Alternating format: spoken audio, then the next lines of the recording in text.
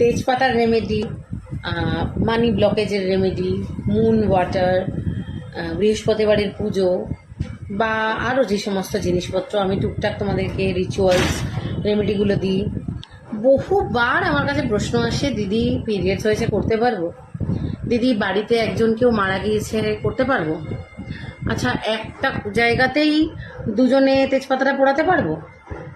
একটা সেলেনাইট প্লেটেই দুজনে কি বলে ওই ক্রিস্টালের বীজ রাখতে পারবো? মানে আমি এরকম প্রশ্নের উত্তর, এরকম ছাড়াও আরও অনেক রকম প্রশ্নের উত্তর চেষ্টা করি। দেখো, আমার একটা রিকোয়েস্ট, আমার সবার আগে বলে দিই, আমাকে অ্যাটলিস্ট 24 থেকে 40 ঘন্টা টাইম দিও রিপ্লাই দেওয়ার।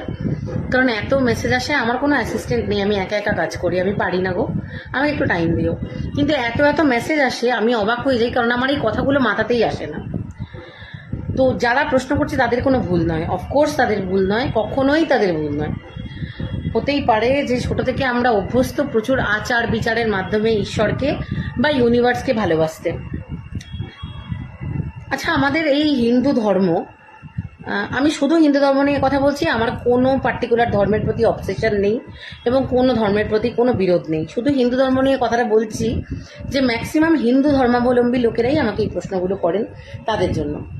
একটা কথা বলো তো, হিন্দু ধর্ম সারা পৃথিবীতে স্থান পেয়েছে কিভাবে? একটা সময় ছিল যখন একটা বিশাল বড় বিশ্ব মহাসভা হয়েছিল, যেই মহাসভাতে সারা পৃথিবীর সমস্ত ধর্মের মানুষকে ডাকা হয়েছিল, শুধু হিন্দু ধর্মের মানুষকে ডাকা হয়নি। এটা কি তোমরা জানো?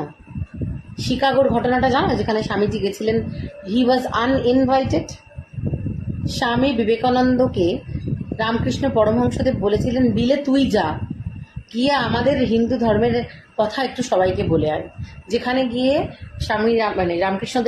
স্বামী বিবেকানন্দ বলেছিলেন, যেটা বলার পর সারা আমেরিকার সমস্ত দর্শকদের মধ্যে 10 মিনিট ধরে হাততালি বেজেছিল।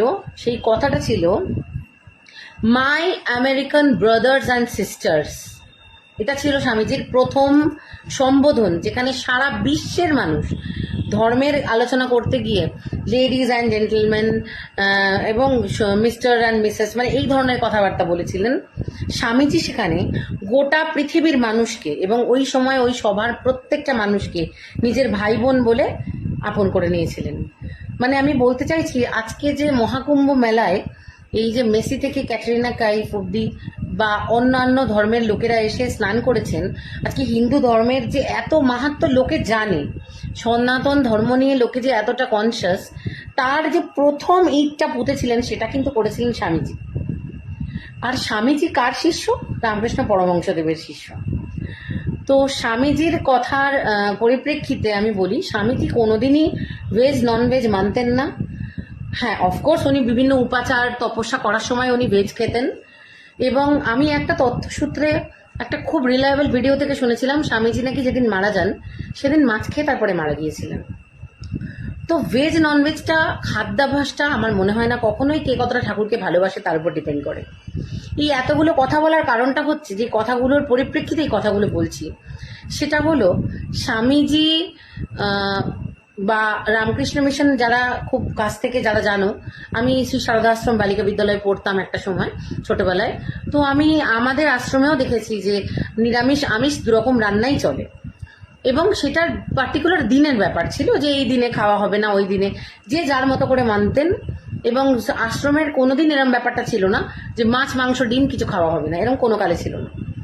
তো সবাই কিন্তু এমন একটা হিন্দু ধর্মের ইনস্টিটিউশন, যে ইনস্টিটিউশনটা আজকে আমাদের হিন্দু ধর্মকে পৃথিবীর লোকেরা যে চিনেছে, সেই ইনস্টিটিউশনের আমরা পার্ট ছিলাম একটা। আর স্বামীজি যার শিষ্য, সেই শ্রী রামকৃষ্ণ পরমহংসদেব, উনি মা কালীকে বলতেন, ও মা তুই কাঁদছিস কেন মা? কাঁদিস না মা, তোর কি হয়েছে তুই বল। ও মা, একটু জিলিপি খাবি মা, একটু জিলিপি খাবি? বলে, দেখি তো গরম আছে কিনা জিলিপিটা, একটু জিলিপিটা তোকে দেখাচ্ছি, তারা গরম আছে কিনা। বলে জিলিপিটা নিজে কামড় দিয়ে মাকে বলতেন, দেখ মা কি ভালো খেতে জিলিপিটা, ও মা দেখ বিদু এনেছে কি গরম গরম জিলিপি মা। বিশ্বাস করো, আমি কথাগুলো বলছি আর আমার গায়ে গুজগামস হচ্ছে, কারণ আমি না রামকৃষ্ণদেবের গল্প, রামকৃষ্ণদেবের অমৃত কথা পড়ে বড় হয়েছি। তো আমি কোনোদিন ধর্মটাকে ওরকমভাবে ভাবতেই পারি না যে এইটা করলে ঠাকুর পাপ দিয়ে দেবে, ওটা করলে ঠাকুর পাপ দিয়ে দেবে। পাপটা নিজের কর্মে থাকে। তুমি বসে বসে সারাদিন হরিকৃষ্ণ নাম বলবে আর মনে মনে লোকের ক্ষতি চাইবে, বিশ্বাস করো কোনো ঠাকুর তোমার পাপ থেকে বাঁচাতে পারবে না। আর তুমি হয়তো জব করার টাইমই পেলে না, সারাদিন এত খেটেছো, এত মানুষের জন্য করেছো, সারাদিন কারোর ক্ষতি চাওনি, তাতেও তুমি বিশাল একটা ভালো কর্ম করেছো, তাতেও তুমি ঠাকুরের কাছে আশীর্বাদ পাবে। তো এই যে এই সমস্ত প্রশ্নগুলো আমাকে লোকে করে বিভিন্ন আচার বিচার রিচুয়ালস সংক্রান্ত, আমি তাদেরকে আজকে একদম ওপেনলি বলতে চাইছি, এগুলো চাপ নেবে না। তুমি মাকে বলছো, বাবাকে বলছো, ইউনিভার্স ইজ আওয়ার ফাদার, মা কালী আমাদের মা, যিশু আমাদের বাবা, বা তোমরা যে ধর্মকে বিশ্বাস করো সেই ধর্মের যে দেবতার নাম তোমরা যে নামে নাও, উনি আমাদের মা বাবা। মা বাবা কি কাউকে মানে কথায় কথায় বকে মারে পেটে? হ্যাঁ, তারাও শাস্তি দেয়, তারা পরীক্ষা নেয়, তারা ভালোবাসে, তারা কিন্তু কথায় কথায় পাপ পুণ্য হিসাব করে না। ঈশ্বর এরমভাবে পাপ পুণ্যের হিসাবটা করেন না কি তুমি একটা স্টিলের থালায় খেতে দিলে নাকি তুমি একটা তামার থালায় খেতে দিলে। ঈশ্বর পাপ পুণ্যের হিসাবটা করে যে বসে বসে তুমি কার ক্ষতি করছো। কারোর ক্ষতি করতে হবে না, মনটা তোমার পরিষ্কার কিনা। তুমি মনে মনে লোকের ভালোতে জ্বলে পুড়ে মরে যাচ্ছ, মনে মনে তোমার লোকের আনন্দটা সহ্য হচ্ছে না, মনে মনে তোমার মনে হচ্ছে যে তুমি কাউকে সহ্য করতে পারো না। দিস নেগেটিভিটি ইজ পাপ। তুমি কোন রিচুয়াল করতে গিয়ে কি ভুল করে ফেলছো সেটা নয়। শবরীর প্রতীক্ষা কেউ পড়েছো কিনা জানি না, ছোটবেলায় পড়েছিলাম। শবরীর প্রতীক্ষায়, শবরী তো সারা জীবন ধরে রামের জন্য অপেক্ষা করেছেন। যেদিন রামের সাথে দেখা হয়েছে, প্রত্যেকটা ফল যেগুলো শবরী রামকে খেতে দিয়েছিল, প্রত্যেকটা ফল কামড়ানো ফল ছিল। সেই ফলগুলো শবরী খেয়ে খেয়ে দেখতো যে মিষ্টি কিনা রামকে দেবে বলে।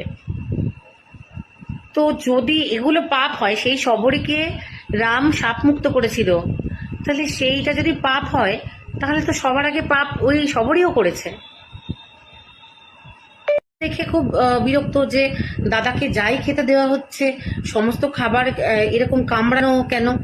তখন শবরী খুব মানে সরলভাবে বলছে, দেখো রাম, দেখো কি মিষ্টি এই ফলটা তোমার জন্য রেখেছি। তাহলে তো এটা সব থেকে বড় পাপ। বাচ্চারা আমরা পুজো দিতে বসি, বাচ্চারা পাশ থেকে বলে, আমার ছেলে এখনো এত বড় ধাঁড়ি ছেলে, সে এখনো বলে, ও মামা ওই লাড্ডুটা খাবো। আমি হয়তো ফট করে বললাম, দাঁড়ান না, ঠাকুরকে দিচ্ছি। বিশ্বাস করে ভেঙে আমি ওর হাতে দিয়ে দিই। হয়তো ওর ভিতরের আত্মাটাই তো নারায়ণ, সেই হয়তো চাইছে। রামকৃষ্ণদেব মাকে জিলিপিটা খাওয়ানোর আগে বলতো, এমা এমা দেখ গরম জিলিপি মা। আমি ভাবতেই পারি না, ধর্মটা না বিশ্বাস করো আমাদের কাছে নিজেদের। ধর্মে গোপাল আমাদের ছেলে, মা কালী আমাদের মা, লোকনাথ বাবা আমাদের বাবা, সবাই আমাদের ফ্যামিলি মেম্বার। এত টেনশন নেবে না একটা রিচুয়াল করতে গিয়ে, এটা করতে পারলাম ওটা পারলাম না, এটা কম হলো ওটা বেশি হলো, এসব কিছু হয় না। বোন, ভাই, দাদা, দিদি, যে দেখছো আমার ভিডিও, বিশ্বাস করো একদম এইখানের জিনিস ধর্মটা। তুমি নাম করো, জপ করো, সবার আগে তোমার মনের ভালোবাসা। তুমি ভালোবাসতে পারলে তুমি সব পেয়েছো। সারাদিন বসে অনেকে দেখবে বসে বসে জব করে, তাদের কিন্তু অনেক সমস্যা আছে। কিন্তু আবার অনেককে দেখবে সারাদিন খাটছে, তারা লাইফে অনেক সাকসেসফুল। কর্মের বদলে শুধু ধর্ম করে কিছু হবে না, কর্মটাও পরিষ্কার করতে হবে, কর্মটাও করতে হবে। আর সেই কর্মের মধ্যে মধ্যে যখন আমরা ছোট ছোট রিচুয়াল করব, ছোট ছোট নাম মন্ত্র জপ করব, এত ভয় পাওয়ার কিচ্ছু হয়নি। প্রত্যেকটা ঈশ্বর আমরা যে কজনকে মানি, যা আছে সবাই একটা যে মহান শক্তি, তারা সব সময় they are the positive driven force of our life. তারা শুধু আমাদের ভালো করাতে চায়। যেখানে দেখে আমরা ভুল করছি, আমাদের কঠিন পরীক্ষা নেয়। বাস, দ্যাটস অল। সবাই মিলে মন দিয়ে রিচুয়াল করো, অত চিন্তা করো না এটা ওটা সেটা। আর প্লিজ হোয়াটসঅ্যাপে যদি রিপ্লাই না পাও, অধৈর্য হয় না, আমি রিপ্লাই দেবো। একদিন আমাকে টাইম দাও, আমি যে মানে একটা মানুষ সবসময় পেরে উঠি না। রাগ করো না। কেমন লাগলো ভিডিওটা জানিও। সবাই ভালো থেকো।